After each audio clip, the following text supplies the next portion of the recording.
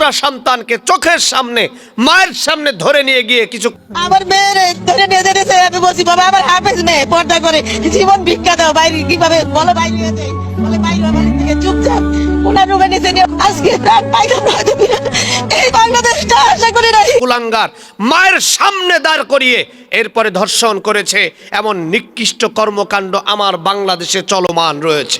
সকালে ধর্ষণের সংবাদ, দুপুরে ধর্ষণের সংবাদ, বাবা তার কন্যাকে ধর্ষণ করছে, ভাই তার বোনকে ধর্ষণ করছে, রাজনৈতিক নেতারা তার কর্মীকে ধর্ষণ করছে। ধর্ষণের এক প্রবাহ কাণ্ড পুরো বাংলাদেশে ছড়িয়ে গিয়েছে। ধর্ষণ বন্ধ হচ্ছে না, খুন বন্ধ হচ্ছে না, রাহাজানি বন্ধ হচ্ছে না, দুর্নীতি বন্ধ হচ্ছে না, অপরাধ বন্ধ হচ্ছে না। পুরো বাংলাদেশটাই যেন অপরাধের আর গ্লানি শ্রেষ্ঠত্বের এক নোংরা পরিবেশে পরিণত হয়েছে। একটাই কারণ, বাংলাদেশের সংবিধান কোরআন দ্বারা পরিচালিত হচ্ছে না। বাংলাদেশে ধর্ষণ থাকবে না, দুর্নীতি থাকবে না, চাঁদাবাজি থাকবে না, ডাকাতি থাকবে না।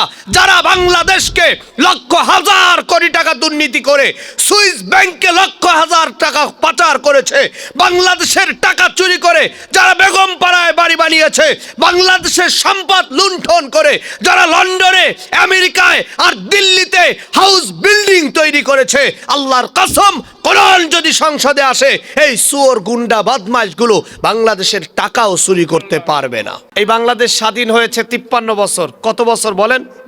1971 থেকে 2025 সাল পর্যন্ত বাংলাদেশের স্বাধীনতার বয়স। এই 53 বছর ধরে বাংলাদেশে স্বাধীনতা হয়েছে, কিন্তু স্বাধীনতার অর্থ আমরা এখনো বুঝি নাই। স্বাধীনতা পেয়েছি, কিন্তু স্বাধীন যেই সার্বভৌমত্বের একটি আকাঙ্ক্ষা মানুষের ভিতরে, সেটা এখনো বিরাজ করে না। যে দল ক্ষমতায় আসে বিরোধী দলরে পিটায়, কথা ঠিক কিনা? যে দল ক্ষমতায় আসে সাধারণ মানুষের উপরে জুলুম চালায়, যেই দলই ক্ষমতায় আসে চাঁদাবাজি করে, যেই দলই ক্ষমতা আসে দুর্নীতি করে, যেই দলই ক্ষমতায় আসে রাস্তা খাইয়া ফেলায়, যেই দলই ক্ষমতায় আসে মানুষের উপরে জুলুম, স্টিম রোলার আর শোষণ চালায়। 53 বছর ধরে ক্ষমতার পালাবদল হয়েছে, কিন্তু মানুষের ভাগ্যের পরিবর্তন হয় নাই। কথা ঠিক কিনা বলেন? ভাগ্যের কোনো পরিবর্তন হয়েছে? দলের পরিবর্তন হয়েছে। কত দল এসেছে, কত দল গিয়েছে, কিন্তু মানুষ মানুষের জায়গায় দাঁড়িয়ে আছে। এখনো ধর্ষণ হয়, ধর্ষণ হচ্ছে না।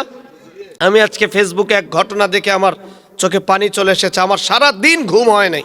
একজন সম্মানিতা মা, তিনি বলছেন তার চোখের সামনে তার কলিজার টুকরা সন্তান হাফেজা, কোরআনের হাফেজ। কিসের হাফেজ বলেন না? কিসের হাফেজ?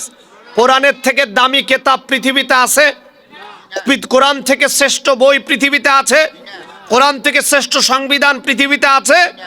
এটাকে ধারণ বাহন আল্লাহ তাআলা সাধারণ কাউকে দেয় না। যার উপর আল্লাহর দয়া হয় সেটা ধারণ করার ক্ষমতা আল্লাহ তাকে দান করে।